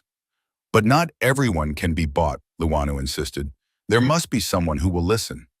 Rebecca Sullivan's brother, perhaps the sheriff. He seemed troubled when we spoke of her death. Ethan remembered Sheriff Lawson's expression when Sullivan had mentioned his dead wife, a flicker of something that might have been doubt or suspicion. It's worth trying, he conceded, but we'd need solid evidence. The journal, Liwanu said suddenly. Rebecca kept a journal. She showed it to my mother once, if it still exists. It would be at Sullivan's ranch, Ethan finished. Heavily guarded and dangerous to approach. But possible, Liwanu countered, a determined glint in her eye. Ethan couldn't help but smile slightly at her tenacity. Possible, he agreed. But let's get your people safely to the water first. Then we can plan our next move. There might be someone who could help us at the ranch, Sierra added, her voice thoughtful. Rebecca had a Mexican servant girl named Rosalita. They were close, more like companions than mistress and servant. You think she'd help us? Ethan asked. Sierra nodded slowly. Rosalita was devoted to Rebecca. Sometimes when Rebecca visited our camp to trade medicines and crafts, Rosalita would come with her. They would speak in Spanish, thinking none of us understood. A faint smile touched her lips. My mother taught me Spanish when I was young. I overheard Rosalita comforting Rebecca many times after Sullivan had been cruel to her. This Rosalita, is she still at the ranch, do you think? If she's alive, yes. She had nowhere else to go, and Sullivan would keep her close to ensure her silence about what she might have seen. Sierra's eyes met Ethan's. If anyone knows what really happened that night, it would be Rosalita. Ethan considered this new information. Then finding her might be as important as finding the journal. Or perhaps, Sierra said quietly, she might lead us to it. As the fire burned low, casting flickering shadows across the ancient chamber, Liwanu grew quiet, her expression pensive. What is it? Ethan asked. She hesitated before answering. I've been thinking about something my uncle said before we were separated. About my name, my true name. I thought Liwanu was your true name. She shook her head. It is what my people call me, but I have another name given by my mother. She met his gaze across the dying fire. Sierra. My mother named me Sierra after these mountains. Sierra, Ethan repeated, testing the name. It suited her, strong, enduring with hidden depths and unexpected beauty. Why tell me this now? Because names have power, she replied simply. And because here in this sacred place, truth should be spoken. She paused. My mother was like you, a white person who saw beyond skin and blood to the heart beneath. She gave me that name as a bridge between worlds. Sierra, Ethan said again with gentle affirmation. It's a beautiful name. You may use it, she offered. When we are alone, with others I remain Luanu, it is safer that way. From that moment she became Sierra in his thoughts and words. When they were alone, a private connection between them. Only when among her people would she return to being Luanu. The intimacy of this gift, her true name, a secret shared, was not lost on Ethan. It represented a deepening trust, a bond forged through shared danger and mutual respect. Thank you, he said simply. They settled into their bedrolls on opposite sides of the fire, the gentle sound of falling water, a soothing lullaby. As sleep began to claim him, Ethan realized this hidden chamber was the first place since Sarah's death where he had felt a true sense of peace. Whether from the sacred water, the ancient sanctuary, or the presence of the remarkable woman sleeping across from him, he couldn't say. Perhaps it was all of these things woven together like the complex patterns the Navajo women created in their blankets, separate threads forming a whole more beautiful than its parts. His last conscious thought before drifting off was that he would fight with everything he had to protect this place, this peace, and the woman who had led him here. Sierra Mountain Refuge Strength. The name echoed in his mind as he slept, a promise and a possibility in a world that had seemed devoid of both for far too long. The journey back to the Navajo camp took less time than their careful approach to the sacred waters. Sierra moved with newfound purpose, her steps sure and swift along the treacherous mountain paths. Though she would soon need to resume her identity as Liwanu among her people for now, in Ethan's company alone, she remained Sierra. The knowledge that they had confirmed the water source's existence, that a sanctuary for her people was within reach, had kindled a fierce determination in her that Ethan found both admirable and concerning. Sullivan will have men watching the main trails, he cautioned, as they retrieved their horses and began the descent from the high mesa. We should avoid the route we took before. Sierra nodded, studying the terrain spread below them. There is another way, longer but safer. She pointed to a distant ridgeline, through the shadow canyons. Few know those paths.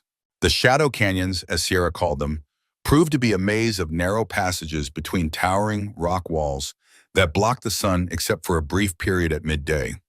The footing was treacherous loose shale that shifted under the horses' hooves, forcing them to dismount and lead the animals through the most dangerous sections. By the second day of their return journey, Ethan noticed they were being followed. Nothing obvious, just the occasional displacement of stones or from a ridge above them, a flash of movement, quickly concealed birds taking flight without apparent cause. We're not alone, he murmured to Sierra as they paused to water the horses at a small seep spring. She nodded almost imperceptibly, her eyes scanning the canyon walls. I know. Since morning. Her voice was calm, but her hand rested near the knife at her belt. One tracker, maybe two. Sullivan's men? No. Her expression softened slightly. My people, scouts from the camp. As if summoned by her words, a figure materialized from behind a boulder. Not 30 paces away, a young Navajo man with a rifle cradled in his arms. He called out softly in their language. With the appearance of her kinsman, Sierra seamlessly shifted back to her role as Liwanu, responding in their shared tongue, relief evident in her voice. A brief conversation followed with increasingly grave expressions on both their faces. What's happened? Ethan asked when they finished. Sullivan attacked the camp the day after we left, Sierra said, her voice tight with controlled anger. 2 dead, several wounded. The people have scattered to emergency shelters throughout the canyons. And the medicine man, the elders. Safe for now, but Sullivan's men are everywhere searching systematically. It's only a matter of time before they find the hidden shelters. The scout spoke again, urgently gesturing toward the north. He says we must hurry, Liwanu translated. The elders are gathered at Eagle Rock Canyon. They await our news about the water source. They pushed on at a grueling pace, the scout leading them through passages that seemed impossibly narrow, up rock faces that appeared unclimbable and down ravines so steep that the horses balked until blindfolded. By nightfall, they had reached a hidden valley where approximately 20 Navajo had established a temporary camp, mostly elderly women and children. The reunion was subdued, overshadowed by recent losses and the constant threat of discovery. The medicine man emerged from a small shelter, his aged face lined with additional worry since they had last seen him. He embraced Sierra briefly, then acknowledged Ethan with a respectful nod. "We found the sacred waters," Lawanu told him in English for Ethan's benefit, "just as my father described, pure, plentiful, and well hidden." The old man closed his eyes briefly in thanks, then spoke at length. Sierra listened intently before turning to Ethan. "He says the attack came at dawn. Sullivan led them himself with at least 15 men. They claimed to be searching for dangerous renegades and had papers from the territorial officials authorizing the search." "Official sanction," Ethan muttered. "That complicates things." "Yes, but the medicine man says there is more." She turned back to the elder, asking a question in Navajo. His answer made her eyes widen. "What is it?" Ethan asked. "Sullivan specifically demanded the stone map, saying it had been stolen from his property. He claimed it showed the location of a silver deposit that rightfully belonged to him." "Silver," Ethan frowned. "I thought the water was the prize." "It is," Sierra confirmed, "but Sullivan doesn't know that. He believes the map leads to a rich silver vein. Perhaps that is what Rebecca told him before." She couldn't finish the sentence. "There's something else you should know about Sullivan," Sierra added, her voice dropping lower. "His hatred for people like me goes beyond the usual prejudice. Years ago, his younger brother fell in love with a Navajo woman. They ran away together, and Sullivan spent months hunting them down. When he found them, his brother refused to return, said he'd found true happiness. Sullivan shot him, claiming it was an accident, but everyone knew he couldn't bear the shame of mixed blood in his family line. Since then, he's made it his personal mission to purify the territory, as he calls it. That's why he won't stop hunting me. I represent everything he despises." The medicine man spoke again, this time directly to Ethan, gesturing toward the scattered camp. He asks if you still stand with us now that you have seen what it may cost. Sierra translated, though her eyes suggested she already knew Ethan's answer. "Tell him my position hasn't changed," Ethan replied steadily. "Sullivan must be stopped, regardless of what he's seeking." After she translated, the old man nodded gravely, then beckoned them to follow him to a larger shelter where several elders had gathered. Inside, a council fire burned low, illuminating concerned faces. A crude map had been drawn in the dirt floor, showing the surrounding canyons and valleys. For the next hour, they discussed strategy. The scattered Navajo groups needed to be reunited and led to the sacred waters, but with Sullivan's men patrolling heavily, movement was dangerous. Additionally, the youngest children and eldest members of the tribe might not survive the difficult journey through the highest passes. "We need a diversion," Ethan suggested, studying the map. "Something to draw Sullivan's attention away from the mountains while your people move to the sacred waters." One of the elders, a warrior with graying braids, pointed to a marked location on the dirt map and spoke. "That is Sullivan's ranch," Sierra translated. "He suggests a raid to draw the searchers back and to protect their own territory." Ethan shook his head. "Too risky, and it would only reinforce the territorial government's view of the Navajo as hostile. We need something else." He thought for a moment. "Sullivan believes the stone map leads to silver. What if we let him think he's found it?" "How?" Sierra asked. "We create a false trail leading to an abandoned silver mine. I know of one in the eastern foothills played out years ago, but Sullivan might not know that." Ethan traced the location on the dirt map. "If we leave enough signs for his trackers to follow, he'll concentrate his forces there, while your people move west to the sacred waters." The elders discussed this plan among themselves, eventually nodding in agreement. The medicine man added something that made Sierra smile slightly.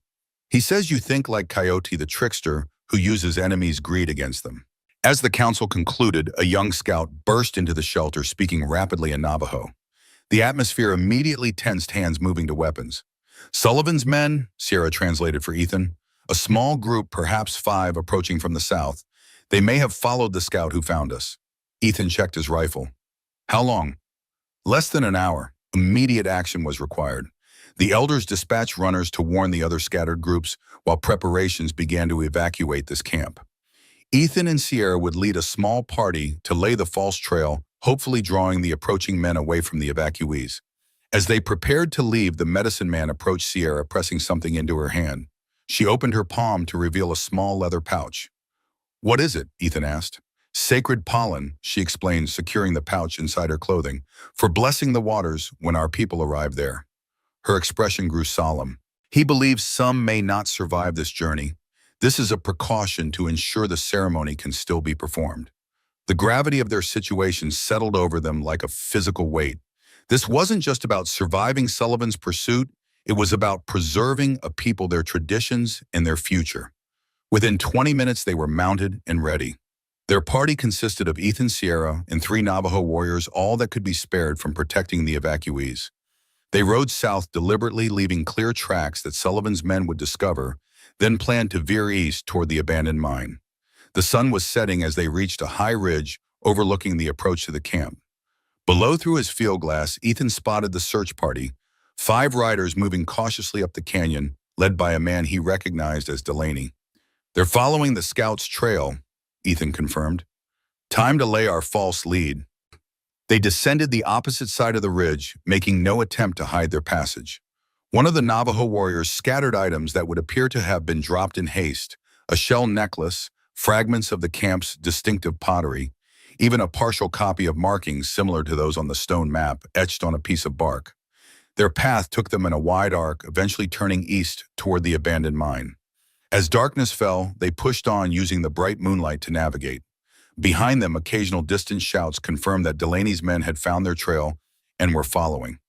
Near midnight, they reached the derelict mine entrance, a dark hole in a low hillside, its timbers rotting and partially collapsed.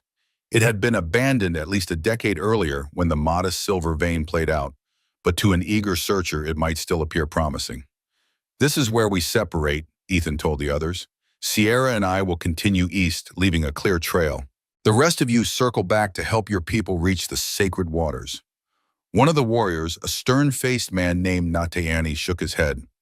"Too dangerous. We stay together." "No," Sierra countered in their language. "Ethan is right. Our people need your protection more than we do."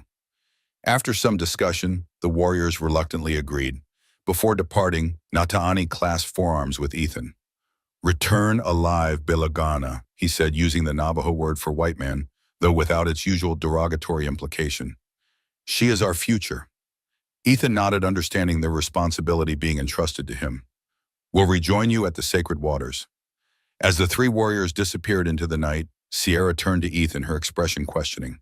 "What now?" "Now we ensure they follow us, not your people."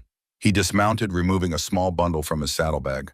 "And I think I know how to make this mine particularly interesting to Sullivan." The bundle contained several sticks of dynamite, a standard tool for ranchers clearing land, but with more lethal applications in the right circumstances. Ethan had taken them from his ranch before fleeing. "We make it appear that someone is actively working this mine," he explained, as he arranged the dynamite near the entrance. "Set a controlled blast, leave tools around. Sullivan knows enough about mining to be intrigued, and especially if he thinks silver is involved." They worked quickly, positioning the explosives where they would create an impressive display without causing a dangerous cave-in. Ethan rigged a long fuse, giving them ample time to retreat to a safe observation point. The explosion, when it came, echoed through the canyons like thunder. Rock and debris shot from the mine entrance, followed by a cloud of dust that glowed silver in the moonlight, an effect created by the particular mineral content of the old mine, but one that would certainly catch the attention of anyone searching for silver. "That should do it," Ethan said with grim satisfaction. "Now we ride hard and obvious, then double back and hide our trail." They mounted and galloped eastward, making no attempt at concealment. After several miles, they found a rocky stream bed where they could travel without leaving tracks, and used it to backtrack, eventually circling north toward the route to the sacred waters. Dawn found them hidden in a dense thicket of juniper, watching as a much larger party of riders passed below, Sullivan himself at the lead, with at least 15 armed men, including Delaney. They were heading directly for the abandoned mine, following the obvious trail Ethan and Sierra had left. "It worked," Sierra whispered as the search party disappeared around a bend. "But they've gathered more men. Sullivan must be convinced he's close to finding what he seeks."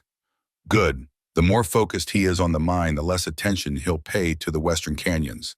Ethan lowered his field glass. But we should keep moving. It won't take long for him to realize he's been tricked. They traveled north and west through increasingly rugged terrain, keeping to high ground where possible to spot any pursuit. By midday, they had reached a familiar landmark, the narrow ledge that marked the approach to the hidden passage leading to the sacred waters. "We made it," Sierra said, relief evident in her voice as they dismounted at the cliff face. "Not quite," Ethan cautioned, scanning the back trail once more. "I don't like how easy that was. Sullivan isn't a fool despite his greed." His instincts proved correct. As Sierra located the hidden entrance to the passage, a rifle shot cracked from the rocks above the bullet, striking the cliff face inches from her head. They dove for cover as more shots followed. "Behind the horses!" Ethan shouted, pulling Sierra toward the minimal protection of the animals. He returned fire, aiming at muzzle flashes among the high rocks. "How many do you see?" "At least 3, Sierra replied, drawing her own weapon. "They must have split from the main group, guessing we might circle back this way." They were pinned down the narrow ledge, offering few options for retreat. The hidden entrance was tantalizingly close, but reaching it meant crossing 10 feet of exposed ground under direct fire. One of the attackers called down from the rocks. "Give it up. Reed Sullivan knows you've got the girl and the map. Surrender now, and he might let you live." "Sullivan's word means nothing," Ethan shouted back, trying to locate the speaker's position. "Ask the Navajo he's murdered. Your choice, friend. Die here or walk away with your skin intact." Another shot punctuated the offer, striking one of the horses. The animal screamed in pain and bolted, leaving them with even less cover. Sierra caught Ethan's eye, gesturing toward the cliff face with subtle movements of her hand. He understood immediately she had an idea. Nodding, he provided covering fire while she slipped something from her pouch, the sacred pollen the medicine man had given her. With practiced movements, Sierra scattered the golden dust in a specific pattern, whispering words Ethan couldn't understand. Then she notched an arrow, one tipped with a small bundle of dry brush, into the bow she carried and struck a match from Ethan's supplies. "Keep them busy," she murmured, lighting the arrow tip. Ethan fired rapidly at the rocks above, forcing their attackers to keep their heads down. Sierra drew back her bow and released the flaming arrow high into the air, where it arced toward the cliff face near their attackers. The arrow itself did no damage, but the pollen she had scattered caught the flame, flaring with startling intensity in a pattern that resembled a massive bird of fire against the rock. The sudden, seemingly supernatural manifestation had the desired effect. The gunfire faltered as exclamations of surprise and fear came from the rocks. "Now," Sierra urged, already moving toward the hidden entrance. Ethan followed both of them, reaching the concealed passage before their attackers recovered from the shock. Once inside, they pushed the rock door closed behind them, sealing off the narrow entrance. "What was that?" Ethan asked as they caught their breath in the dim passage. "An old trick," Sierra replied, a hint of satisfaction in her voice. "The pollen burns in a specific pattern when prepared properly. My father used it to scare off bandits once." She looked down at the small pouch, now nearly empty. "I hope the ancestors forgive the use of sacred materials for such a purpose." "I imagine they approve of anything that keeps their descendants alive," Ethan said, checking his ammunition. He had 3 rounds left in his revolver and perhaps 20 for his rifle, not enough for a prolonged fight. "Will that entrance hold?" "For a while, they would need dynamite to break through, and even then the passage is easily defended." Sierra glanced deeper into the tunnel. "We should hurry. If any of your people have arrived, they'll need warning about Sullivan's men." They moved swiftly through the passage, descending toward the chamber of sacred waters. As they neared the central cavern, voices echoed ahead, speaking Navajo much to their relief. The evacuation had begun successfully. The chamber, when they entered it, had been transformed. Several small fires provided light, illuminating perhaps 30 Navajo, who had already arrived, mostly women, children, and elders, including the medicine man. Supplies had been arranged along the walls and makeshift sleeping areas established. The atmosphere was one of exhausted relief mingled with reverent awe at the sacred surroundings. The medicine man greeted them immediately, concern evident when he saw their disheveled state.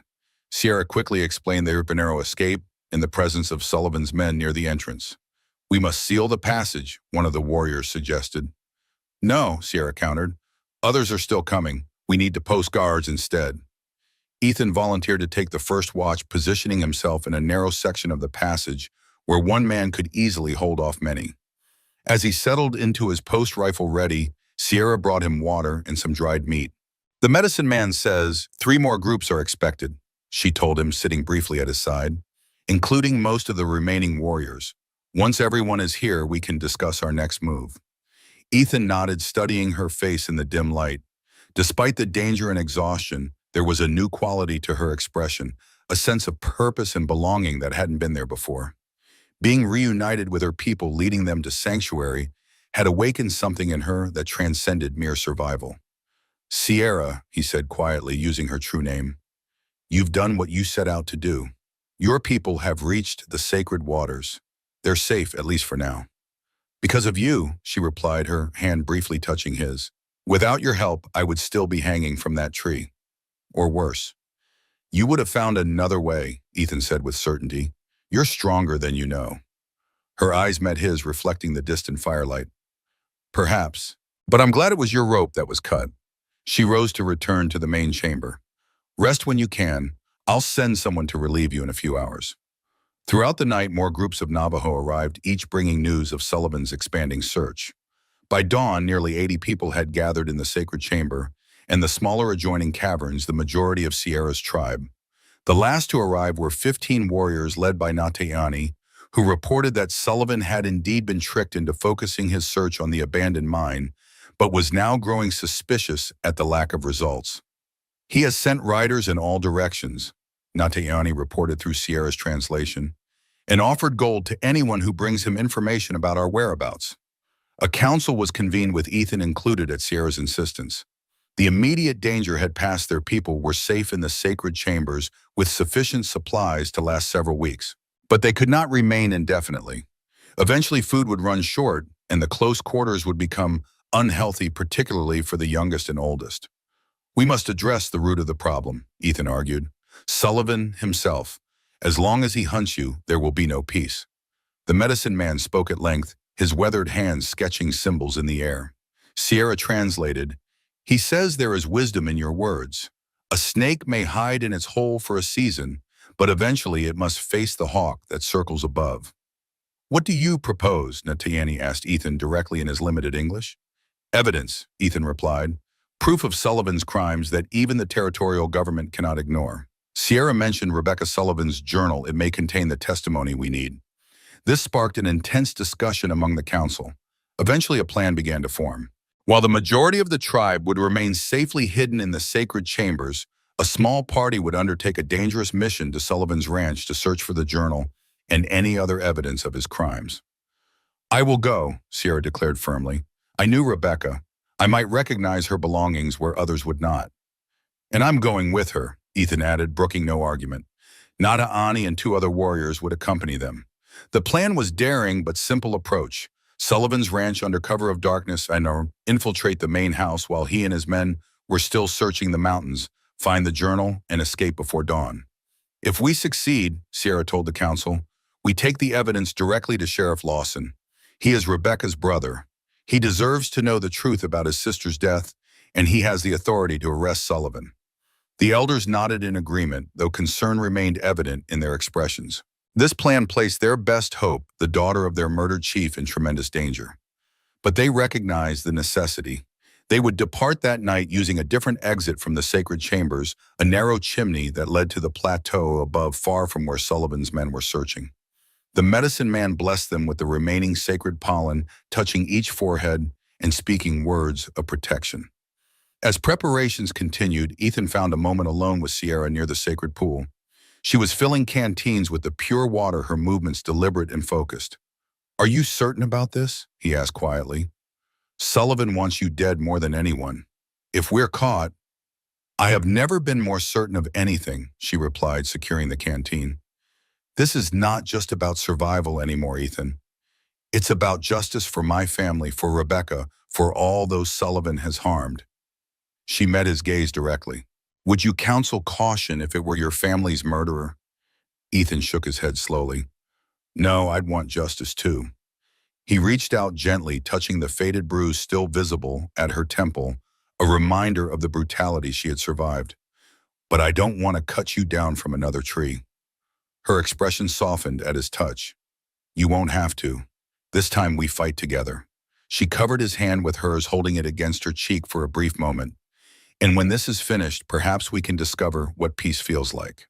The simple intimacy of the moment, her warm skin beneath his palm, the quiet vulnerability in her usually guarded eyes affected Ethan more deeply than any passionate embrace could have. This connection between them had been forged in blood and danger tempered by shared purpose. What it might become in peacetime remained uncertain, but in that moment its strength was undeniable. They departed at dusk, ascending the narrow chimney to the plateau above. The journey to Sullivan's ranch would take most of the night, assuming they encountered no patrols. They traveled light and fast with only essential weapons and supplies. The Sullivan Ranch lay in a broad valley southeast of the mountains, a sprawling compound consisting of a large main house, several outbuildings, and extensive corrals. As they approached from the ridge above, Ethan studied the layout through his field glass. Two men on watch, he noted, one by the main house, one near the stables. Lights and only a few windows. Most of his force must still be out searching. Sierra pointed to a small structure set apart from the main house. That was Rebecca's garden house. She spent much time there away from him. If she hid anything, it might be there. They formulated their approach. Nateani and one warrior would create a distraction at the corrals, drawing the attention of the guards. Meanwhile, Ethan, Sierra, and the third warrior would slip to the garden house and, if necessary, the main house itself. The plan worked initially. Nateani's distraction, stampeding a small group of horses from the corral, created sufficient chaos to draw both guards and the few remaining ranch hands away from the buildings. Ethan's group moved swiftly across the open ground, reaching the garden house undetected.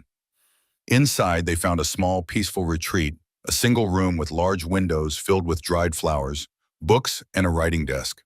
Sierra immediately began searching her fingers, tracing along shelves and testing loose floorboards. Ethan kept watch by the window while the warrior examined the desk. "Here," Sierra whispered urgently, pulling up a floorboard beneath a small rug. From the hiding place, she withdrew a leather-bound book and several folded papers. Her journal and letters. A quick examination confirmed they had found what they sought. The journal detailed years of abuse at Sullivan's hands, while the letters' correspondence between Rebecca and her brother revealed her growing fear for her life. "She knew," Sierra said softly, reading by the dim light of a shuttered lantern. She discovered what he had done to claim other properties, how he falsified documents, bribed officials, even arranged accidents for those who wouldn't sell. The final entries were the most damning: Rebecca's discovery of Sullivan's plan to blame her murder on the Indian problem, thereby justifying a military campaign to clear the Navajo from lands he coveted. She had planned to flee to her brother's protection with the evidence, but never got the chance. "This is enough," Ethan said, securing the documents inside his shirt. "We need to—" He froze as the sound of approaching horses reached them. Many horses. "Sullivan," Sierra whispered, peering through the window. "He's returned with his men." Their escape route was suddenly cut off as riders surrounded the main house. Nataani and his companion had already slipped away with the distraction horses as planned, but Ethan's group was trapped. The main house, Ethan decided quickly. "We can hide there until they bed down, then slip out before dawn." They made a dash for the rear entrance of the main house, narrowly avoiding detection by two ranch hands. Inside, they found themselves in a large kitchen, mercifully empty at this hour. They proceeded cautiously through the house, seeking a secure hiding place. The warrior with them gestured toward a staircase leading to the upper floor, but Ethan shook his head. Being trapped upstairs was too dangerous. Instead, he pointed to a door that likely led to a cellar or storage room. The door opened to reveal a steep staircase descending into darkness. They closed the door behind them and made their way down, using the shuttered lantern for minimal light. The cellar was extensive, filled with stored food, wine, and household supplies. More importantly, it had a bulkhead exit to the outside, an alternate escape route if needed. They extinguished the lantern and settled in to wait, listening to the muffled sounds of men entering the house above. Boots stomped on floorboards. Voices called back and forth, and finally Sullivan's distinctive authoritative tone, giving orders. Ethan strained to make out the words. "Want patrols doubled tomorrow. $500 to any man who brings me the half-breed alive. Check every cave, every ravine." His voice faded as he moved deeper into the house. More movement followed, then gradually the sounds diminished as the exhausted searchers sought their beds. Ethan checked his pocket watch in a sliver of moonlight. from a tiny window just past midnight.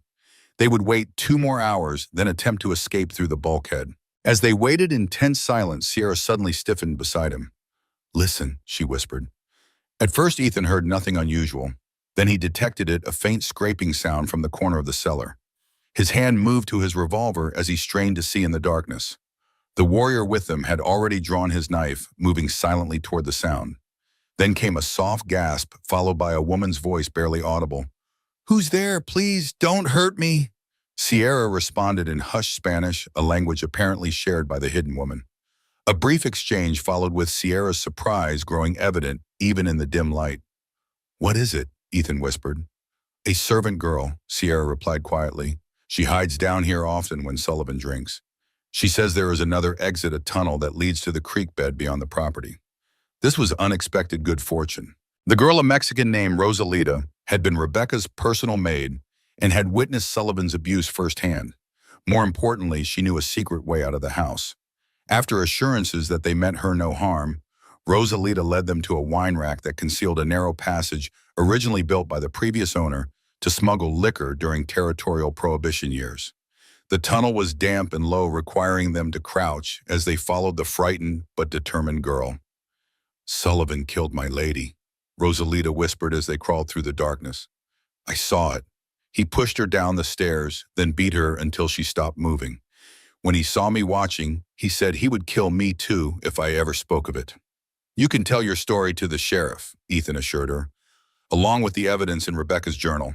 After what seemed an eternity in the claustrophobic passage, they emerged into the fresh night air, hidden among thick willows along a creek bank, well beyond the ranch buildings. Rosalita pointed out a path that would lead them safely away from Sullivan's property. "Come with us," Sierra urged the girl. "Sullivan will know someone helped us escape. You won't be safe here." Rosalita hesitated, then nodded fearfully. "I have nowhere else to go." "You can stay with my people," Sierra assured her. "You'll be safe there." They moved swiftly along the creek bed, putting distance between themselves and the ranch, before turning toward the rendezvous point where Natani and the other warrior would be waiting. By dawn, they had reunited and were well into the foothills, heading for Parsons Creek and Sheriff Lawson. The small settlement was stirring to life when they arrived the morning stage, just departing as they rode down the main street. Ethan led their party directly to the sheriff's office, where they found Lawson already at his desk nursing a cup of coffee. The sheriff's surprise at their appearance was evident, his hand moving instinctively to his gun until Ethan raised his empty palms to show they came peacefully. "Sheriff Lawson," Ethan said formally, "we need to talk about your sister." Lawson's expression hardened, but he gestured for them to enter, eyeing the Navajo warriors and Rosalita with obvious suspicion. "My sister was murdered by savages," he said flatly. "What could you possibly tell me about Rebecca?" In answer, Ethan placed the journal and letters on the desk, the truth from Rebecca herself. What followed was a grim reckoning. Lawson read his sister's final writings, his face growing increasingly pale as the truth of her death and Sullivan's crimes became undeniable. Rosalita added her eyewitness testimony, describing in detail the murder she had witnessed. Sierra spoke of Rebecca's kindness to her people and how Sullivan had twisted her death into an excuse for violence against the Navajo. "She was planning to come to you," Ethan explained, "to show you evidence of Sullivan's land fraud and abuse. He killed her to prevent that, then created a convenient scapegoat." Lawson sat heavily in his chair, the weight of truth and grief etched in every line of his face. "I suspected," he admitted, his voice rough. "Deep down, I think I always knew James was capable of this, but I had no proof, and his influence with the territorial officials is substantial." "You have proof now," Ethan said, indicating the documents, "and witnesses." The sheriff rubbed his hand across his face, visibly struggling with the implications. His sister's murderer was the most powerful man in the county, with connections reaching to the territorial capital. Justice would not come easily. "Sullivan has at least 15 armed men at his disposal," Lawson said. "I have 2 deputies and one of them is Sullivan's cousin. I can't simply ride out and arrest him." "Then wire the federal marshal in Santa Fe," Ethan suggested. "This evidence shows crimes across territorial boundaries, mail fraud, falsifying federal documents. That puts it under federal jurisdiction." Lawson considered this, then nodded slowly. "That might work, but it will take time, 3 days at least, for the marshal to receive the wire and get here." He looked pointedly at Sierra and the Navajo warriors. And Sullivan is still hunting your people. He won't stop until he finds what he's looking for. Or until he's stopped, Sierra said quietly. A plan began to form. Lawson would send the wire to the federal marshal requesting immediate assistance. In the meantime, he would gather trusted men from town to form a posse ostensibly to search for the renegade Navajo, but actually to protect Sierra's people until federal help arrived. Sullivan must not know we have the evidence, Lawson cautioned. If he suspects, he'll either attack in force or flee the territory. They agreed that Sierra and the Navajo would return to the sacred waters, while Rosalita would remain under Lawson's protection in town. Ethan would stay to help the sheriff gather his posse and prepare for the marshal's arrival. This separation was necessary but difficult. The danger was far from past. As they prepared to part ways outside town, Liwanu took Ethan aside away from the watchful eyes of the Navajo warriors. When they were momentarily out of earshot, she became Sierra again, concern evident in her eyes. "Be careful," she said. "Sullivan has spies everywhere. If he learns you're working with the sheriff—" "I'll be fine," Ethan assured her, though they both knew the risk was substantial. "Keep your people safe until we send word that it's over." Sierra hesitated, then reached up to touch his face gently. "There is something I must say in case—" She paused, gathering her courage. "When I was hanging from that tree dying, I prayed to the spirits of my ancestors. Not for rescue, I had accepted death. I prayed only that my soul would find peace." Her eyes held his, intense and sincere. "The spirits have sent you, Ethan Reed. They cut my rope through your hands. Whatever happens now, know that my soul found more than peace. It found its other half." Before Ethan could respond, she leaned forward and kissed him, a gentle, brief touch of her lips against his, conveying what words could not fully express. Then she mounted her horse and rode away with her warriors, looking back only once before disappearing into the foothills. Ethan watched until they were out of sight, her words and kiss lingering like a physical presence. Then he turned back toward town, where Sheriff Lawson waited to begin the final phase of their plan. The next 2 days passed in tense preparation. Lawson sent his wires to the federal marshal, carefully worded to convey urgency, without specifics that might be intercepted by Sullivan's allies. Meanwhile, Ethan helped the sheriff identify trustworthy men for the posse, eventually assembling a force of 12, including several who had lost land to Sullivan's schemes and held personal grudges. Sullivan, still obsessed with finding the Navajo and their supposed silver map, continued his search in the mountains. His periodic returns to town allowed Lawson to track his movements while maintaining the pretense that nothing had changed. On the morning of the third day, a reply came from Santa Fe. The federal marshal was en route with 6 deputies, expected to arrive by the following evening. Everything was proceeding according to plan until Delaney rode into town shortly after noon, heading directly to the saloon where Sullivan maintained a private office. "Something's wrong," Lawson said, watching through the window of his office. "Delaney wouldn't leave the search unless he had important news." Ethan's instincts agreed. "He might have spotted your men gathering, or found some sign of our visit to the ranch." They didn't have to wait long to confirm their fears. Within an hour, Sullivan himself rode into town with 10 armed men, heading straight for the sheriff's office. Lawson barely had time to hide Rosalita in the adjacent cell block before Sullivan burst through the door.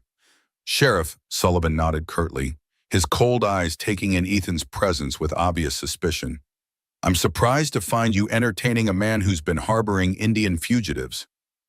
"Mr. Reed and I were just discussing that very matter," Lawson replied evenly, his hand casually near his holstered revolver. "He's come in voluntarily to clear up some misunderstandings." Sullivan's smile didn't reach his eyes. "Indeed, well, I have some news that might interest you both. My men discovered an interesting trail leading from the mountains directly to my ranch.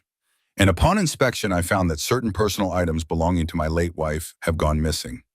His gaze hardened. "Items that were of sentimental value only, but their theft concerns me greatly." The implication was clear. He knew about the journal. Whether he had confirmed exactly what was taken remained uncertain, but his next words removed all doubt. "I've also discovered that my servant girl Rosalita has disappeared. A timid, superstitious creature, but she had certain delusions about my wife's tragic accident. I would hate for those delusions to cause confusion." "Sounds like you have a theft to report," Lawson said, maintaining his professional facade. "I'd be happy to take the details and investigate." Sullivan chuckled coldly. "Think we both know it goes beyond theft, Sheriff. I respect your position out of courtesy to your late sister's memory, but I will not tolerate interference in my business affairs. He looked pointedly at Ethan, especially from outsiders with questionable loyalties. Your business affairs, Ethan couldn't help responding. Is that what you call murder and land theft? Sullivan's expression flickered with momentary surprise quickly masked. Careful, Reed. Accusations of that nature can be dangerous for a man's health. He turned back to Lawson. Sheriff, I suggest you consider your next steps carefully. The territorial governor values my contributions to regional development. Your badge wouldn't survive a complaint from me. Are you threatening an officer of the law, Sullivan? Lawson asked quietly. Merely offering perspective. Sullivan adjusted his fine leather gloves.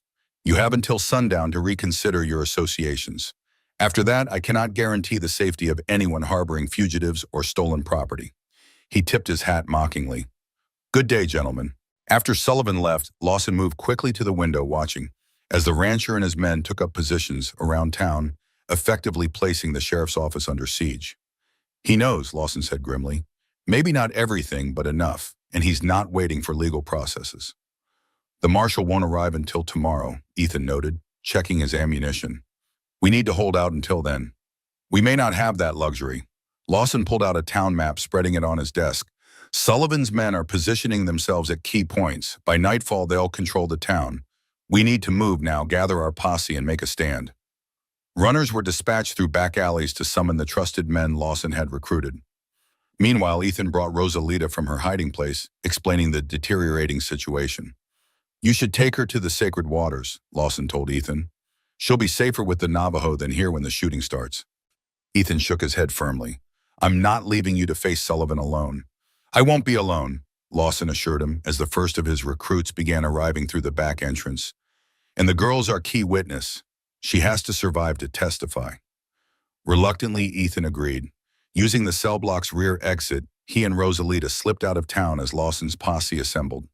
Their path to the mountains would be circuitous, avoiding Sullivan's search parties, but with luck they could reach the sacred waters by the following day. They rode hard through the afternoon and into the evening, making good progress until they reached the foothills. There, as darkness fell, they encountered an unexpected obstacle. A Navajo rider badly wounded slumped over his horse's neck. It was Nataani blood soaking his shirt from a bullet wound in his shoulder. He had been scouting the approaches to the sacred waters when he encountered a large group of Sullivan's men led by Delaney, who had somehow discovered one of the secondary entrances to the hidden chambers. They attack at dawn, Nataani gasped as Ethan bandaged his wound. Many guns. Our warriors few. Sierra and the others were in imminent danger. Without hesitation, Ethan helped Nataani onto Rosalita's horse, instructing her to take the wounded man to Lawson in town. Then he mounted his own horse and rode toward the mountains at a gallop, pushing the animal to its limits. He reached the ridge overlooking the secondary entrance just as the eastern sky began to lighten. Below, concealed among the rocks, he could make out Delaney and at least 20 men preparing for their assault.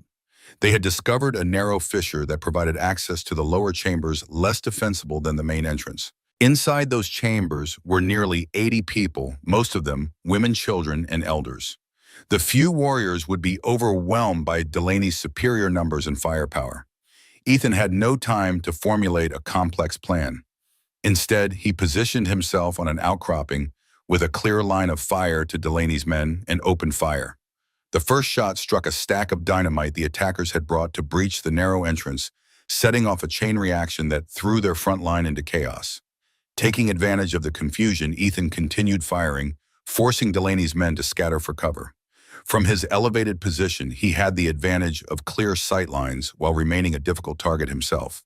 But he was just one man against many. Eventually, Delaney organized a flanking maneuver, sending men to circle behind Ethan's position. Realizing he would soon be surrounded, Ethan made a desperate decision. He would draw them away from the entrance, giving the Navajo time to seal it from within. He mounted his horse and broke cover firing as he rode along the ridge in full view of Delaney's men. As he had hoped, many of them gave chase, drawn by Sullivan's substantial bounty for his capture. What followed was a harrowing chase through the mountains, with Ethan using every trick and trail he knew to split and confuse his pursuers. He led them far from the sacred waters, deeper into unfamiliar territory where their numbers offered less advantage. By mid-morning he had lost most of his pursuers, but Delaney himself and 5 others remained doggedly on his trail. Ethan's horse was tiring and his ammunition running low. He needed to end this chase on his terms. He chose his ground carefully, a narrow pass between towering rock walls where the attackers would be forced to approach in single file. Dismounting, he sent his horse ahead as a decoy while positioning himself on a ledge overlooking the pass. Delaney and his men took the bait following the horse's tracks into the pass. When they were directly below, Ethan opened fire, dropping 2 men immediately. The others scattered, taking cover among the boulders. "It's over, Delaney," Ethan called out. "Sullivan can't win this fight." "You're a dead man, Reed," Delaney shouted back. "Sullivan knows about the federal marshal. He's clearing out heading for Mexico, but he wants your head before he goes." This news was both encouraging and alarming. If Sullivan was fleeing, it meant Lawson had successfully held his ground. But a desperate Sullivan was even more dangerous. "Surrender now," Ethan offered. "Tell the marshal what you know about Sullivan's crimes. Save yourself." Delaney's response was another shot that chipped stone inches from Ethan's head. The standoff continued for nearly an hour, with occasional exchanges of gunfire but no clear advantage for either side. Then Ethan heard at the distant sound of horses approaching from the east. Many horses moving fast. Had Sullivan sent reinforcements? Or was it the federal marshal somehow tracking them from town? The question was answered when a voice called from beyond the pass, Sierra's voice. "Ethan, hold your fire!" Moments later, Lawanu appeared at the far end of the pass, accompanied by a dozen Navajo warriors, and remarkably, Sheriff Lawson and several of his men. Caught between 2 forces, Delaney and his remaining men surrendered. As they were disarmed and bound, Lawson approached Ethan with evident relief. "Thought you might need some help," the sheriff said, clasping Ethan's hand. "Your Mexican girl reached us with Natani's warning. We'd already driven Sullivan's men out of town when she arrived." "Sullivan?" Ethan asked. "Fled yesterday evening when the federal marshal arrived early," Lawson confirmed. "Took what money he could carry and headed south. The marshal's got men on his trail, but he may have reached Mexico by now." Sierra dismounted and joined them, her eyes checking Ethan for injuries before she spoke.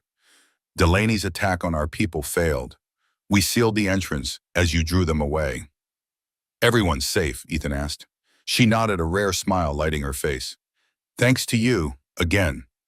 With Delaney and his men secured, they began the journey back to Parsons Creek, where the federal marshal awaited with news of his own.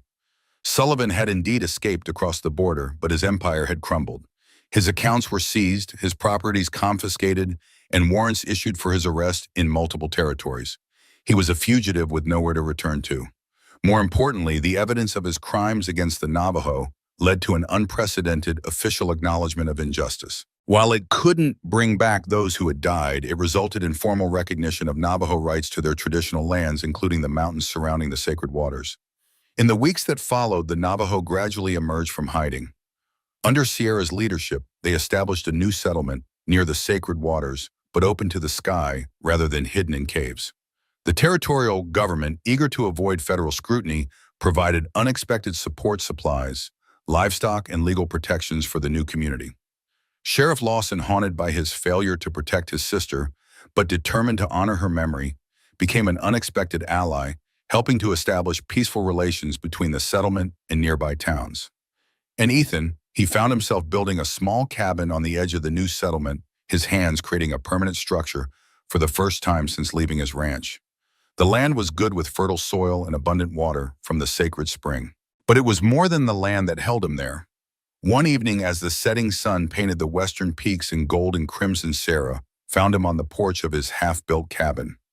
She wore her hair in the traditional Navajo style, but her clothing blended elements of both cultures, a visual representation of her dual heritage that she no longer needed to hide. "The council has been asking about you," she said, sitting beside him on the rough-hewn bench. "They wish to formally thank you for all you've done." "No thanks needed," Ethan replied. "I found something here I thought was lost forever." "And what is that?" she asked, though her eyes suggested she already knew the answer. "Purpose, peace, Rahbao." He turned to face her fully. "A future worth building." Sierra's hand found his, their fingers intertwining with familiar ease. "My people have a ceremony," she said softly. "When two souls recognize each other as halves of a whole, it is not asked for lightly." Ethan brought their joined hands to his lips, kissing her fingers gently. Then don't ask lightly. Her smile rivaled the sunset for beauty. Ethan Reed, who cut my rope and saved my soul, will you join your path with mine? Not as savior and saved, but as equals, who found each other when both were lost. His answer was to draw her closer, his free hand cradling her face, as he had once done by the sacred pool. Sierra, daughter of mountains and keeper of ancient waters, yes. My path is yours from this day until my last. Their kiss sealed the promise witnessed by the mountains that had both separated and united them. In the distance, a lone eagle soared against the darkening sky, free, resilient, and finally home. The rope that had once been meant to end a life had instead become the first thread in a tapestry of two souls bound by choice rather than force. And in that binding was a freedom neither had thought possible in a world that had tried to hang them both in different ways for the simple crime of being who they were.